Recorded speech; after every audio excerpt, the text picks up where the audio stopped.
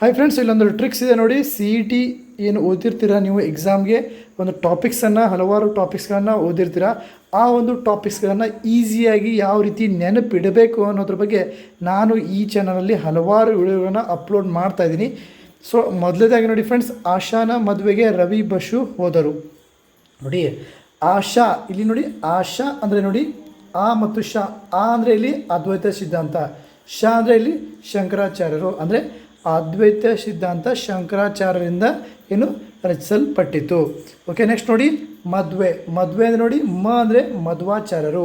ಆಮೇಲೆ ದ್ವೆ ಅಂದರೆ ಇಲ್ಲಿ ನೋಡಿ ದ್ವೈತ ಸಿದ್ಧಾಂತ, ಅಂದರೆ ದ್ವೈತ ಸಿದ್ಧಾಂತ ಮಧ್ವಾಚಾರ್ಯರಿಂದ ಸ್ಥಾಪನೆ ಮಾಡಲ್ಪಟ್ಟಿತು. ನೆಕ್ಸ್ಟ್ ನೋಡಿ ರವಿ. ನೋಡಿ ರ ಅಂದರೆ ರಾಮಾನುಜಾಚಾರ್ಯರು, ವಿ ಅಂದರೆ ವಿಶಿಷ್ಟಾದ್ವೈತ ಸಿದ್ಧಾಂತ. ಟೋಟಲಾಗಿ ರಾಮಾನುಜಾಚಾರ್ಯರು ವಿಶಿಷ್ಟಾದ್ವೈತ ಸಿದ್ಧಾಂತವನ್ನು ಸ್ಥಾಪನೆ ಮಾಡಿದರು.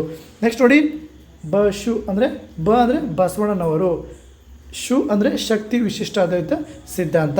ಸೊ ಫ್ರೆಂಡ್ಸ್, ಬಸವಣ್ಣನವರು ಶಕ್ತಿ ವಿಶಿಷ್ಟಾದ್ವೈತ ಸಿದ್ಧಾಂತವನ್ನು ಸ್ಥಾಪನೆ ಮಾಡಿದರು.